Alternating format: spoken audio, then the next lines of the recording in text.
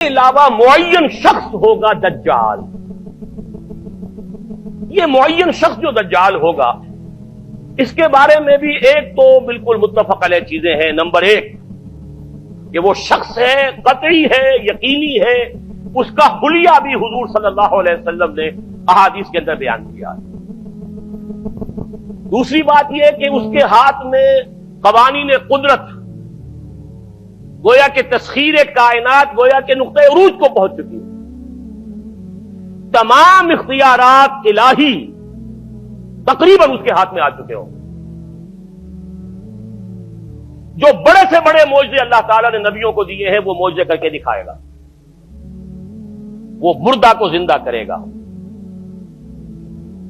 مردہ لوگوں کی افواہوں کو لے کر آئے گا، ان کی روحوں کو، اگرچہ جھوٹی روحیں ہوں گی، وہ شیاطین جن ہوں گے جو ان کا بھیس بدل کر آئیں گے، لیکن یہ کہ وہ لوگوں سے کلام کریں گے. یہ اسپرچولیزم جو اپنی انتہا کو پہنچا ہوا ہے یورپ میں اور مغرب میں، یہ در حقیقت اسی کا ایک مظہر ہے. وہ کھلے بیابان کو کہے گا جہاں بالکل ڈٹیل جو ہے وہ صحرا تھا، گل و گلزار کر دے گا جب چاہے گا، جب چاہے گا، جہاں چاہے گا بارش برسائے گا. فاصلہ اس کے لیے بے معنی ہوگا. اس کی سواری وہ ہوگی کہ جس کے دونوں کانوں کے درمیان فاصلہ 80 ہاتھ کا ہوگا. یہ سارے جو آج آپ کی اس ٹیکنالوجی کی جو انتہا جا رہی ہے اور جدت جا رہی ہے، اس کو اچھی طرح سمجھ لیجیے. آج سے 100 سال پہلے شاید انسان ان چیزوں کا تصور نہ کر سکتا. وہ کوئی سواری ایسی بھی ہو سکتی ہے جس کے دو کانوں کے درمیان کا فاصلہ جو ہے وہ 80 ہاتھ کا ہو. آپ کے یہ سارے جیٹس جو ہیں وہ کیا ہیں؟ ان کے رڈارز جو لگے ہوئے ہیں، دونوں کان ہیں ان کے. اس کا ایک قدم اگر مدینے میں ہوگا تو دوسرا بیت المقدس میں ہوگا. اس کی آواز پوری دنیا میں سنی جائے گی. سنی جا رہی ہے کہ نہیں؟ یہ ساری قدرت، ساری قوتیں، تسخیر کائنات کلیتاً ایک آدمی کو چیر کر دو ٹکڑے کرے گا، دونوں ٹکڑوں کو علیحدہ کرے گا، ان کے درمیان چلے گا اور پھر ان دونوں کو جوڑے گا اور کھڑا کر دے گا. احادیث میں ساری موجود ہے. سرجری جدھر جا رہی ہے کوئی عجب نہیں کہ وہاں تک آدمی پہنچ جائے. فریز کر کے تو یہ معاملہ اب ہو ہی سکتا ہے، لیکن یہ کہ ابھی اگلا اور قدم کیا ہوگا کچھ نہیں کہہ سکتے. یہ چیزیں تو ہیں متفق علیہ. البتہ کچھ معاملات کے اندر احادیث میں کچھ اختلاف پایا جاتا ہے اور یہ مشکلات الحدیث میں سے.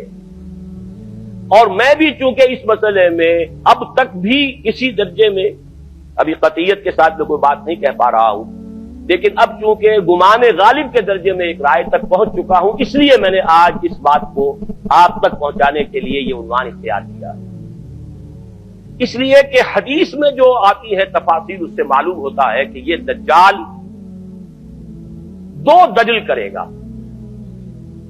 یا تو وہ دو دجل کرنے والے دو دجال علیحدہ ہیں، یا یہ دونوں دجل کرنے والا شخص ایک ہی ہے. بس یہ مسئلہ ہے کہ جو آج تک مجھ سے حل نہیں ہوا تھا، اب تک کہنا چاہیے آج تک نہیں.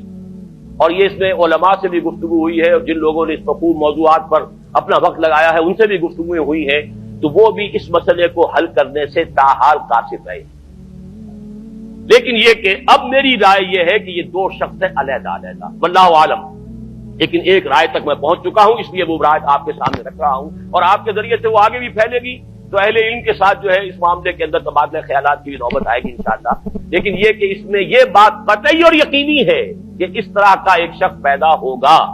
البتہ یہ کہ آیا وہ دو ہوں گے دو مختلف اوقات میں یا ایک ہی ہوگا ایک ہی وقت میں، صرف اس میں اختلاف ہے. میرے نزدیک وہ دو ہوں گے